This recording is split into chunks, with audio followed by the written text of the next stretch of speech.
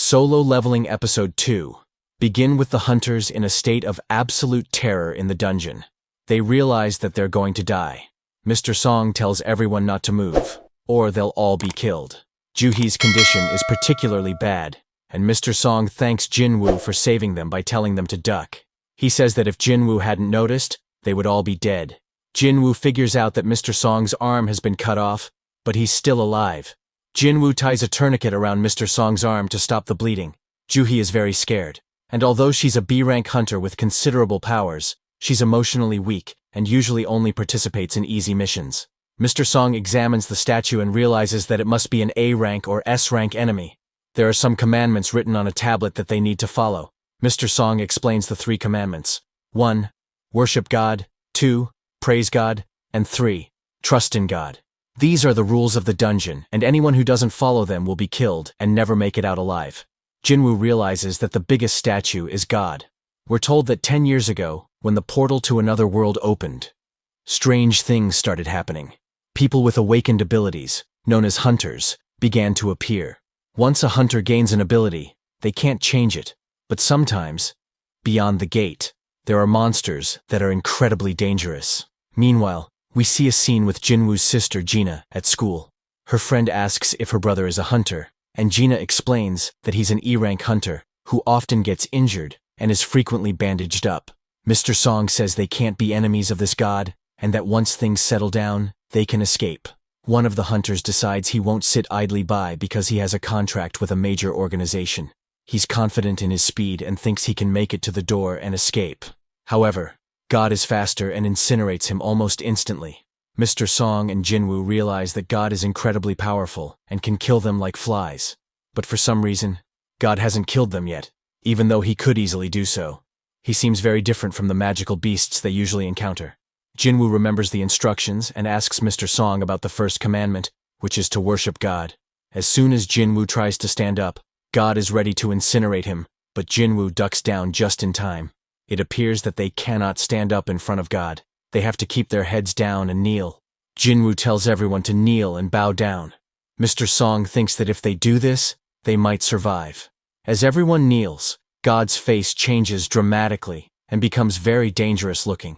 They all kneel with their heads down, and it seems like things might be going well. Park tries to stand up to test God's patience, but once they kneel, they can stand up again because they've fulfilled the first requirement of worshiping God.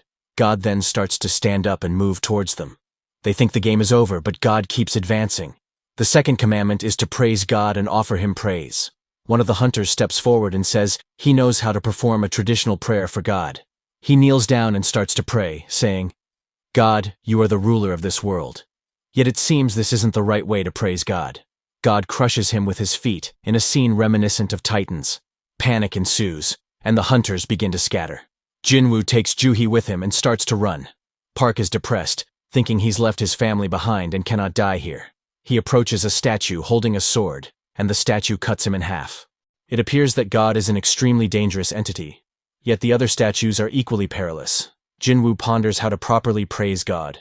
He notices that some statues hold weapons like swords and shields, while others hold musical instruments. Jin-Woo instructs everyone to stand in front of the statues with musical instruments. As Mr. Song approaches one statue, it begins to play an instrument. One by one, the hunters stand in front of a musical instrument statue, and when Jin-Woo and Juhi approach the drum statue, it remains silent. Jin-Woo realizes that they must stand alone in front of the statues for the music to play. Jin-Woo leaves Juhi and runs to another statue. God starts to move towards the only person not standing in front of a statue.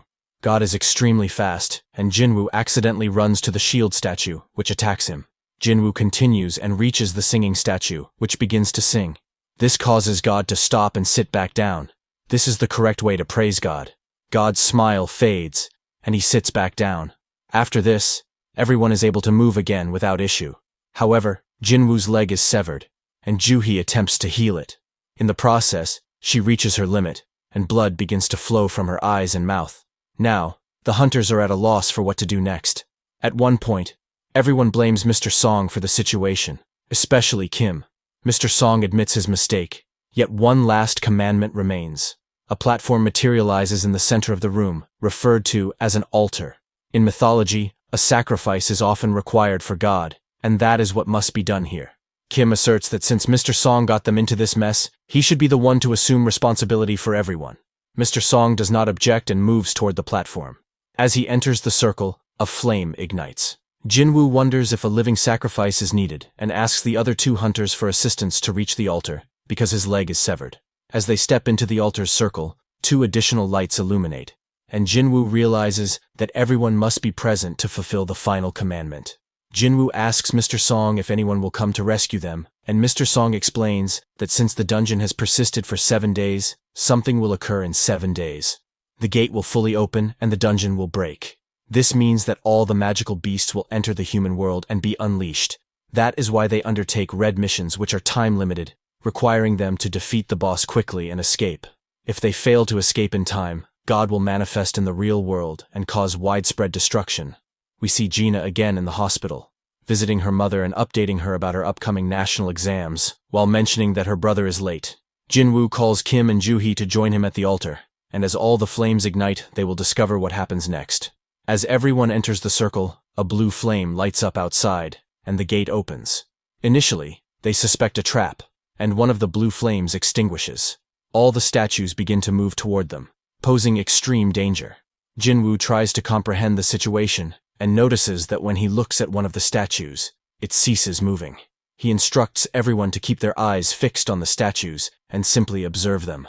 It is reminiscent of a childhood game, where if you keep staring at the statue, it will not advance.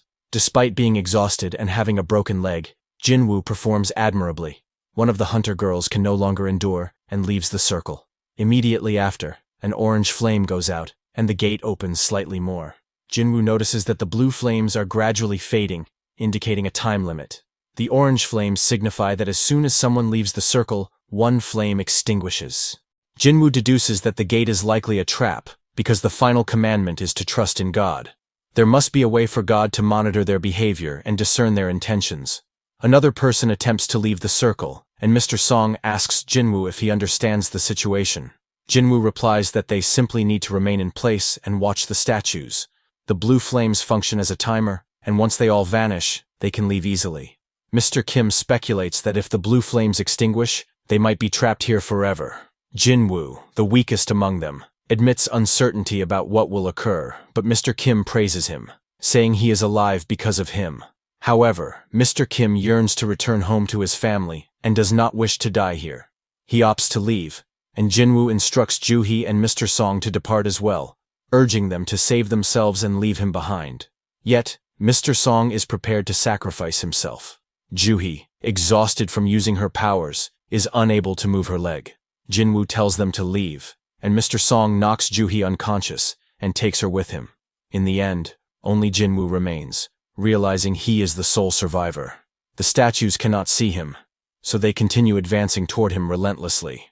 Jin-Woo wishes he had taken more precautions and is ready to fight until the very end, even though the statues far surpass him in strength. They beat him severely, cutting off his arm and covering his body in wounds. Yet, Jin-Woo reaches the altar as the final blue flame extinguishes. He recalls Mr. Kim's words about wanting to live and return home. Jin-Woo does not want to die either. Everyone is consumed with their own survival. Jin-Woo also has a family he longs to return to, but he is trapped here. Ultimately, the statues pummel him and leave him on a table, poised to deliver the finishing blow. As the sword is about to strike, Jin-Woo wishes for another chance at life. He does not want to die. Immediately after the attack, the final blue flame goes out, and a notification appears before him declaring that this is a secret quest called The Courage of a Weak Man. Jin-Woo has qualified to become a player and now must decide whether to play as a player or not. If he chooses not to, his heart will stop in 0.02 seconds, and he will die. In the end, Jin-Woo accepts the offer and is ready to play as a player. As the episode ends,